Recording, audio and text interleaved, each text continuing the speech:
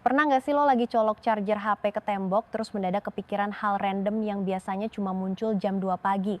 Ini cuma colokan listrik, tapi kok hidup gue rasanya ditentukan sama benda receh begini ya?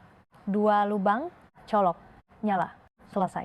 Kalau hidup sesimpel itu, mantap, kita semua udah jadi manusia paling bahagia sedunia. Tapi kenyataannya, benda paling sepele sering jadi fondasi yang diam-diam nentuin masa depan. Dan bukan cuma masa depan lo yang ketinggalan kereta karena kebanyakan scroll TikTok, tapi masa depan satu negara. Halo semuanya, selamat datang kembali di channel Jendela Dunia. Jangan lupa tekan tombol subscribe dan nyalakan loncengnya. Mari kita buka jendela wawasan kita hari ini. Gue mau ngajak lo masuk ke satu cerita yang kelihatannya teknis, tapi sebenarnya super manusiawi. Cerita tentang Jepang dan listrik 100 volt. Negara yang sering kita puja-puja sebagai standar emas, disiplin, dan teknologi. Negara yang kalau bikin produk, rasanya kayak ini pasti awet sampai cucu gua nikah. Walkman, TV, kamera, kulkas, mesin cuci, made in Japan dulu bukan sekadar label, itu mantra. Tapi di balik semua aura keren itu, Jepang punya satu warisan yang mereka bawa sampai hari ini, listrik rumah tangga 100 volt. Bukan 220 volt seperti kebanyakan negara lain. Dan bukan cuma itu, Jepang juga punya keunikan yang kalau dipikir-pikir bikin pusing. Satu negara, dua frekuensi listrik. Bagian timur 50 Hz, bagian barat 60 Hz. Kedengarannya kayak detail yang cuma dipeduliin anak elektro dan bapak-bapak yang hobi bongkar colokan. Tapi justru disitulah masalahnya. Karena ini bukan soal colokan, ini soal fondasi ekonomi. Lo mungkin langsung nanya, lah kalau 100 volt jelas skala efisien, kenapa Jepang nggak ganti aja? Tinggal upgrade kayak upgrade HP dari 64 GB ke 256 GB biar nggak nangis setiap mau update. Pertanyaan bagus, tapi jawabannya bikin kita sadar satu hal pahit. Dunia nyata bukan cuma soal tahu mana yang lebih baik. Dunia nyata lebih sering soal kita sanggup bayar harga perubahan atau enggak. Jepang bukan nggak tahu. Jepang bukan kurang pintar. Jepang cuma terjebak di situasi yang kalau lo jelasin ke orang Indonesia rasanya kayak gini. Lo udah keburu bangun rumah 2 lantai, udah ditempati bertahun-tahun, tiba-tiba baru sadar pondasinya harus diganti biar tahan gempa yang lebih besar. Bisa? Bisa. Tapi lo harus bongkar setengah rumah, pindahin keluarga, keluar duit segunung, dan siap-siap dicibir tetangga. Ngapain sih, rumahnya kan masih berdiri. Nah, Jepang ada di fase rumahnya masih berdiri, tapi dunia di luar udah berubah. Biar kebayang, kita mundur dulu ke era Jepang mulai kenal listrik akhir abad ke-19. Ini masa modernisasi besar-besaran. Jepang baru bangun dari isolasi panjang dan lagi ngejar ketertinggalan. Listrik waktu itu bukan sekadar fasilitas. Itu simbol kemajuan. Jepang mengimpor teknologi dari luar.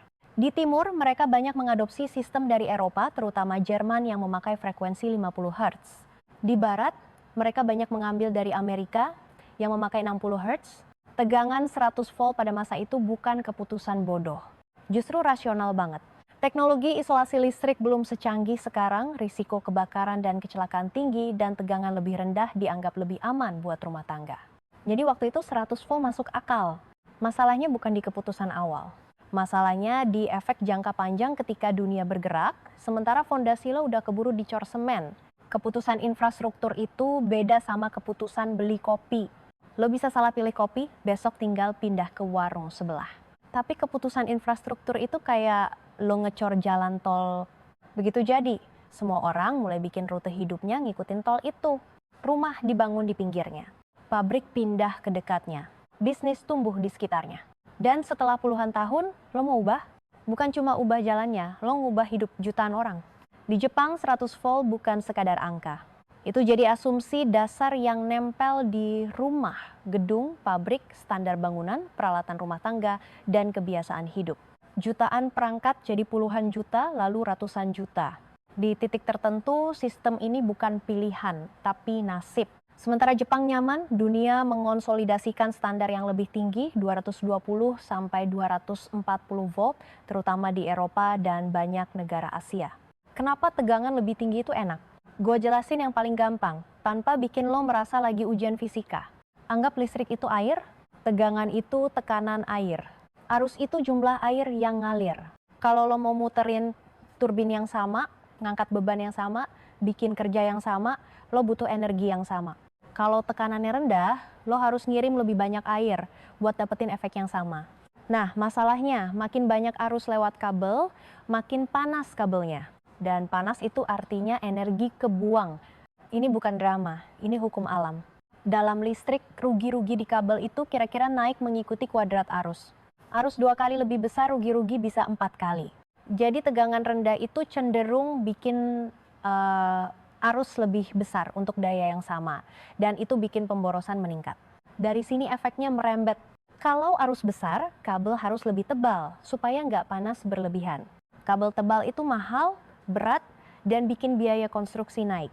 Belum lagi perangkat tambahan, makanya sistem tegangan lebih tinggi secara umum lebih efisien untuk distribusi dan pemakaian daya besar. Itu sebabnya banyak negara pilih 220 volt. Bukan karena mereka sok gaya, tapi karena secara fisika memang lebih masuk akal untuk kebutuhan modern. Terus kenapa Jepang nggak ikut? Sebenarnya Jepang pernah punya kesempatan. Diskusi menaikkan tegangan sudah muncul sejak pertengahan abad ke-20. Tapi setiap kali ide ini muncul, jawabannya selalu sama, mahal. Mahal bukan dalam arti anggaran tahun ini agak ketat, tapi mahal dalam arti menyentuh kehidupan seluruh rakyat. Mengubah tegangan itu bukan sekedar ganti pembangkit. Lo harus mikirin instalasi rumah, panel listrik, standar keamanan, alat-alat, gedung, pabrik, dan transisi bertahap yang ruwet. Lo kebayang nggak kalau satu negara harus migrasi listrik kayak kita migrasi nomor HP? Bedanya ini bukan sekadar ganti SIM card. Ini ganti urat nadi. Disinilah kita masuk ke inti masalah Jepang, bukan teknologi, tapi politik dan sosial. Jepang itu negara konsensus. Perubahan besar harus melewati banyak lapisan persetujuan. Dan perubahan yang bikin hidup orang nggak nyaman, meski cuma sementara, itu racun politik. Lo bayangin politisi kampanye bilang, saya akan membuat hidup Anda lebih baik, tapi pertama-tama saya akan bikin rumah Anda bongkar instalasi listrik, beli beberapa alat baru dan mungkin ada gangguan. Itu bukan kampanye, itu bunuh diri politik. Gak ada politisi yang mau dikenang sebagai orang yang bikin satu negara repot gara-gara colokan. Akhirnya Jepang memilih jalan yang paling manusiawi tapi juga paling berbahaya secara jangka panjang, jalan aman. Mereka tetap pakai 100 volt, lalu menambal kekurangan dengan solusi tambahan. Mau pakai alat impor yang didesain untuk 220 volt? Pakai trafo. Di Jepang, trafo rumah tangga itu benda lumrah. Bahkan ada istilah khususnya. Lo bisa bayangin, di negara lain orang beli alat listrik tinggal colok. Di Jepang sering harus mikir ini butuh step down atau step up. Ini bukan cuma repot, tapi ada biaya. Trafo itu makan listrik juga. Ada rugi-rugi lagi. Jadi ada biaya yang berlapis, di industri pun sama. Pabrik yang butuh daya besar biasanya tidak bergantung pada 100 volt doang. Mereka punya sistem listrik industrial, transformator, dan pengaturan tersendiri. Jepang tentu bisa, mereka ahli. Tapi sekali lagi, setiap bisa itu artinya biaya tambahan. Sementara di banyak negara 220 volt, sebagian kebutuhan bisa ditangani lebih simpel di level distribusi. Dalam kompetisi global, biaya tambahan yang terus-menerus ini pelan-pelan jadi pemberat. Bukan karena Jepang nggak mampu, tapi karena mereka harus lari dengan ransel lebih berat. Ini yang disebut path dependency. Kalau lo mau versi gampangnya, udah terlanjur. Udah terlanjur investasi, udah terlanjur kebiasaan, udah terlanjur semuanya nyambung. Keluar dari jalur itu bukan cuma soal niat, tapi soal sanggup nggak menanggung biaya sosialnya. Path dependency itu kayak lo udah kebiasaan hidup pakai pay letter dan pinjol kecil-kecilan. Awalnya aman, cuma buat kebutuhan, lama-lama cicilan numpuk, hidup masih jalan, bahkan kelihatan normal. Tapi begitu lo mau berhenti total dan beresin semua, lo sadar, untuk keluar lo harus menanggung sakit besar di awal. Banyak orang akhirnya milih ya udah jalan aja, bayar minimum, tambal sana sini, karena rasa sakit kecil tiap bulan terasa lebih manusiawi daripada rasa sakit besar sekali. Jepang melakukan itu dalam versi nasional. Masalah Jepang bukan cuma 100 volt. Ini yang bikin ceritanya makin, kok bisa sih Jepang punya dua frekuensi dalam satu negara? Timur 50 Hz, Barat 60 Hz. Ini efek sejarah impor teknologi yang berbeda. Dan frekuensi itu bukan hal sepele karena peralatan dan jaringan listrik harus sinkron. Kalau beda, lo nggak bisa begitu aja mengalirkan listrik bebas dari satu sisi negara ke sisi lain. Lo butuh fasilitas konversi frekuensi. Mahal, terbatas, dan kapasitasnya tidak sebesar kapasitas jaringan normal. Artinya, Jepang tidak punya kolam listrik nasional yang benar-benar cair dan fleksibel. Mereka punya dua kolam yang dihubungkan pipa kecil yang mahal. Dan ini bukan teori yang cuma menarik buat debat. ini pernah jadi tragedi nyata yang mempermalukan negara modern. Tahun 2011 gempa besar dan tsunami menghantam Jepang Timur. Banyak pembangkit listrik berhenti, wilayah timur kekurangan pasokan. Wilayah barat relatif lebih baik, logika sederhana kirim listrik dari barat ke timur. Tapi kenyataannya tidak semudah itu. Perbedaan frekuensi membatasi transfer. Akibatnya Jepang harus melakukan pemadaman bergilir di wilayah besar, termasuk area ekonomi penting. Bayangkan, negara yang identik dengan teknologi tinggi harus mematikan listrik bergantian, bukan karena mereka malas bangun pembangkit, tapi karena fondasi jaringan listriknya terbelah dua sejak 100 tahun lalu. Lampu lalu lintas mati, jadwal terganggu, industri harus menyesuaikan. Bukan kiamat, tapi pukulan besar yang membuka mata. Sistem yang masih jalan ternyata rapuh ketika krisis. Nah, di titik ini, orang sering melakukan dua kesalahan.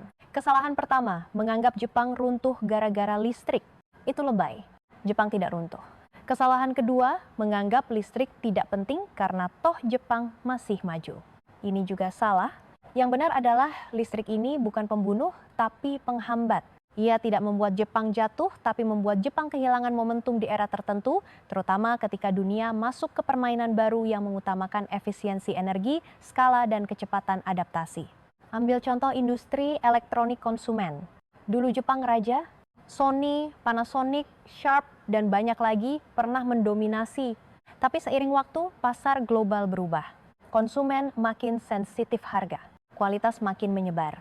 Negara lain mengejar, dan di era ini kemampuan membuat produk yang bisa dijual global dengan satu desain, satu lini produksi, satu standar menjadi keunggulan besar. Dunia mayoritas memakai 220 volt. Negara dengan basis 220 volt punya keuntungan standar.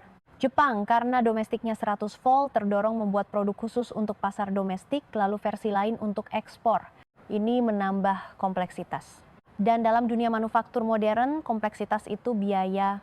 Fenomena ini sering disebut Galapagos Syndrome. Seperti hewan di Kepulauan Galapagos yang berevolusi unik karena terisolasi, produk Jepang berevolusi sangat cocok untuk pasar domestik yang besar dan spesifik, tapi makin tidak selaras dengan standar global. Ini bukan berarti produknya jelek, kadang malah canggih banget. Tapi justru itu, ia jadi terlalu Jepang untuk dunia. Dan ketika dunia bergerak cepat, menjadi terlalu unik bisa jadi kelemahan. Sekarang kita masuk ke babak modern yang lebih sadis, kendaraan listrik dan AI. Ini dua sektor yang seperti anak muda habis gajian, lapar energi dan maunya cepat. Kendaraan listrik butuh pengisian yang nyaman. Kalau pengisian di rumah lambat, orang mikir dua kali. Di sistem tegangan lebih rendah, pengisian level rumah cenderung lebih terbatas kecuali lo bangun sistem tambahan. Bisa saja, tapi lagi-lagi biaya. Jepang bisa bangun charging station cepat tentu, tapi ini investasi jaringan, lahan perizinan, dan koordinasi. Sementara negara dengan infrastruktur listrik yang lebih siap bisa bergerak lebih cepat dan lebih murah. Lalu AI dan data center. Ini yang paling brutal, karena data center itu bukan warung kopi yang bisa pindah sewa ruko besok. Data center butuh pasokan listrik raksasa, stabil, dan bisa dipenuhi segera. Kalau proses sambungan listrik lambat, proyek tertunda. Kalau jaringan tidak fleksibel, biaya naik. Dalam dunia investasi global, perbedaan waktu itu uang. Selisih beberapa bulan bisa membuat perusahaan memilih lokasi lain. Dan di era AI, kompetisi bukan lagi antar perusahaan saja, tapi antar kota dan antar negara. Siapa yang bisa menyediakan listrik duluan, dia yang menang. Disinilah infrastruktur tua mulai terasa seperti jangkar. Jepang masih punya insinyur hebat, masih punya modal, masih punya kultur kerja yang solid. Tapi fondasi listriknya membuat adaptasi lebih mahal dan lebih lambat. Jepang bukan tidak mungkin, tapi sering menjadi lebih ribet. Dan investor seperti kita kalau pesan ojek online biasanya pilih yang paling cepat dan paling simpel. Kalau ada dua pilihan sama-sama aman, yang satu nunggu 20 menit, yang satu nunggu 5 menit, lo pilih yang mana? Dunia investasi juga begitu. Bukan benci Jepang tapi cinta kemudahan. Sekarang pertanyaan inti. Kenapa Jepang tetap tidak mengubah sistemnya meski semua masalah ini jelas? Karena biaya perubahan bukan cuma angka di Excel, tapi ledakan sosial. Bayangkan skenario ganti tegangan nasional. Puluhan juta rumah harus diubah instalasinya. Banyak alat harus diganti atau disesuaikan. Perusahaan harus investasi ulang. Akan ada periode transisi yang membingungkan. Akan ada kecelakaan, protes, berita negatif, dan politisi yang disalahkan. Di Jepang, yang sangat menghargai keteraturan, periode kacau itu bukan cuma tidak nyaman, itu mimpi buruk nasional. Ada juga faktor psikologis yang kuat, 100 volt masih cukup. Ini kalimat paling berbahaya dalam sejarah perubahan. Cukup membuat orang menunda. Karena sistem masih berjalan, orang berpikir perubahan tidak urgen. Dan urgensi itu bahan bakar reformasi. Tanpa urgensi, semua orang akan memilih status quo, apalagi kalau status quo terlihat aman. Jepang juga punya argumen yang kedengarannya masuk akal, 100 volt lebih aman dari risiko sengatan listrik. Secara umum, tegangan lebih rendah memang bisa mengurangi risiko fatal. Tapi ini argumen yang sering menenangkan sekaligus menipu. Karena keamanan bukan cuma soal tegangan, tapi soal standar kabel, proteksi, pemutus arus, grounding, dan regulasi. Negara 220 volt bisa aman kalau infrastrukturnya baik, dan Jepang tentu bisa membangun keamanan tinggi juga.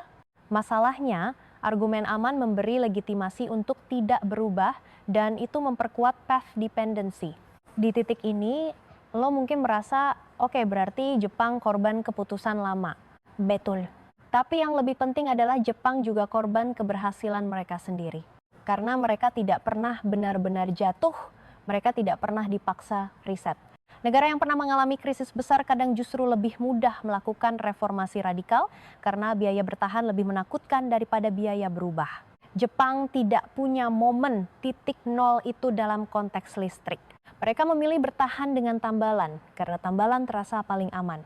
Masalahnya, tambalan itu seperti ngebenerin ban bocor pakai tambal karet, tapi lo tambal setiap minggu. Ban masih jalan, tapi lo hidup dalam kecemasan dan biaya kecil yang tidak pernah berhenti. Dalam skala negara, biaya kecil yang terus-menerus bisa lebih mahal daripada perubahan besar sekali, tapi perubahan besar itu butuh keberanian dan kepemimpinan yang siap dimaki. Jepang bukan negara tanpa kepemimpinan, tapi sistem politik mereka cenderung menghindari konflik besar. Dan ini bukan hinaan, ini realitas. Ketika budaya menilai harmoni sosial tinggi, kebijakan yang memicu gangguan massal akan selalu sulit lolos. Bahkan jika kebijakan itu benar secara teknis, sekarang supaya cerita ini tidak berubah jadi ceramah, gue mau kasih lo satu gambaran yang lebih keseharian. Bayangkan lo tinggal di Jepang dan lo beli alat elektronik impor yang keren, misalnya alat kopi atau oven kecil yang viral di internet, yang sering masuk FYP karena orang bikin konten aesthetic kitchen. Di banyak negara lo tinggal colok beres. Di Jepang lo mulai mikir ini 220 volt atau 100 volt. Kalau beda lo beli trafo, lo colok trafo itu panas dikit, makan daya dikit, dan jadi barang tambahan di rumah. Ini contoh kecil, tapi bayangin jutaan rumah melakukan hal yang sama dalam berbagai bentuk. Itulah biaya sistemik yang tersembunyi. Tidak ada yang merasa miskin karena trafo satu, tapi jutaan trafo adalah cerita ekonomi. Contoh lain, bayangkan pabrik yang mau ekspansi tapi jaringan listrik lokal sudah padat, sambungan baru butuh waktu panjang, dan koordinasi antar wilayah terbatas. Pabrik bisa tetap dibangun tapi jadwal molor dan biaya naik. Di dunia bisnis, molor itu bukan cuma malu, itu kehilangan peluang. Dan di era AI, kehilangan peluang itu setara kehilangan masa depan. Karena AI bukan tren musiman kayak challenge joget yang minggu depan udah diganti challenge lain. AI adalah shift struktural. Data center akan menjadi pabrik baru dan listrik adalah bahan bakunya. Negara yang infrastrukturnya siap akan menjadi magnet. Negara yang infrastrukturnya ruwet akan tetap dapat sebagian, tapi dengan biaya lebih tinggi. Nah, di sini gue mau tarik pelajaran yang relevan untuk penonton Indonesia tanpa sok menggurui. Kita sering terpesona dengan hal besar, gedung tinggi, kereta cepat, bandara megah, proyek viral, yang kalau masuk berita langsung bikin orang bilang, wah maju. Tapi fondasi sering tidak terlihat. Fondasi itu listrik, air, jaringan, regulasi, standar, hal-hal yang tidak seksi buat konten Instagram. Tapi fondasi inilah yang menentukan apakah industri bisa tumbuh atau cuma jadi slogan. Dan Jepang mengajarkan satu hal yang agak sadis. Keputusan infrastruktur jarang memberi hadiah cepat. Biasanya yang terjadi justru sebaliknya, yang memutuskan akan dimaki dulu, manfaatnya dinikmati generasi berikutnya. Kalau lo pernah lihat orang bangun drainase dan jalan dibongkar, pasti ada yang ngomel, aduh macet banget. Tapi beberapa tahun kemudian, orang lupa dan menganggap itu normal. Jepang tidak melakukan pembongkaran besar untuk listrik, jadi mereka tidak mengalami kemacetan sosial besar, tapi mereka menanggung beban kecil yang menumpuk. Makanya, jangan baca cerita ini sebagai Jepang bodoh. Itu gampang dan malas. Bacalah sebagai, bahkan negara pintar pun bisa terjebak jika fondasinya sudah terlalu dalam.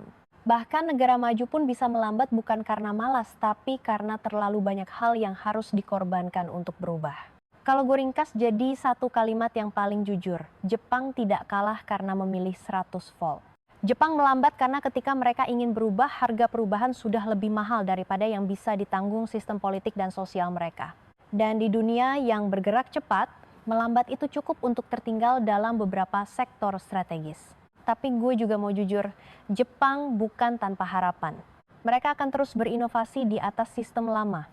Mereka akan memperluas kapasitas konversi frekuensi, memperbaiki jaringan, membuat standar baru untuk kawasan industri, dan mengoptimalkan efisiensi. Jepang itu jago bertahan dan jago merapikan. Mereka akan tetap kuat di banyak bidang seperti robotik, material, mesin presisi. Namun dalam arena yang sangat bergantung pada fleksibilitas energi berskala besar, mereka harus bekerja lebih keras dari pesaing yang fondasinya lebih global standar. Dan disinilah ending yang paling pedas, tapi juga paling penting. Colokan listrik 100 volt di rumah-rumah Jepang masih bekerja. Lampu masih menyala, AC masih dingin. Hidup tampak normal, tidak ada alarm, tidak ada tanda bahaya. Tapi di balik tembok itu, ada biaya tak terlihat yang terus berjalan, seperti langganan yang lo lupa cancel. Tiap hari kecil, tapi setahun jadi besar. Tiap dekade jadi beban struktural. Jadi pertanyaannya bukan lagi kenapa Jepang nggak berubah. Pertanyaannya lebih menyeramkan. Kalau lo jadi mereka, dengan sistem yang masih jalan, masyarakat yang nyaman, dan risiko politik yang gila-gilaan kalau bikin perubahan, apakah lo akan berani menekan tombol reset? Atau lo juga akan bilang, ya udah jalan aja, sambil berharap dunia menyesuaikan diri dengan lo? Karena seringkali negara tidak jatuh karena keputusan yang salah. Mereka melambat karena terlalu lama mempertahankan keputusan yang dulu benar. Dan saat mereka sadar, mereka baru sadar juga bahwa waktu adalah sumber daya yang paling mahal. Bukan yen, bukan dolar, tapi waktu. Dan waktu seperti kuota internet pas lagi butuh, habisnya suka diam-diam. Kalau lo ngerasa cerita ini nyentil, itu wajar. Karena sebenarnya ini bukan cuma tentang Jepang. Ini tentang semua kita yang suka menunda perubahan fondasi karena takut sakit sebentar, lalu tanpa sadar membayar rasa sakit kecil selamanya. Dan kalau ada satu hal yang bisa kita pelajari dari colokan di dinding itu, mungkin ini, masa depan sering ditentukan bukan oleh ide yang paling keren, tapi oleh fondasi paling membosankan yang kita bangun hari ini. Kalau lo pengen, di video berikutnya kita bisa ngomongin hal yang lebih nendang, tapi masih satu keluarga. Kenapa Jepang punya dua frekuensi itu seperti punya dua bahasa di satu negara. Dan kenapa ini bisa bikin krisis energi jadi lebih parah ketika bencana datang. Atau kita bisa bahas bagaimana standar global bisa bikin satu negara jadi raja ekspor sementara negara lain kejebak pasar domestik dan kena Galapagos versi industri. Tulis di komentar, lo pengen yang mana, dan kalau lo nggak mau ketinggalan pembahasan yang kayak gini, ya lo tau lah. Tombol subscribe itu nggak pakai trafo, tinggal pencet aja.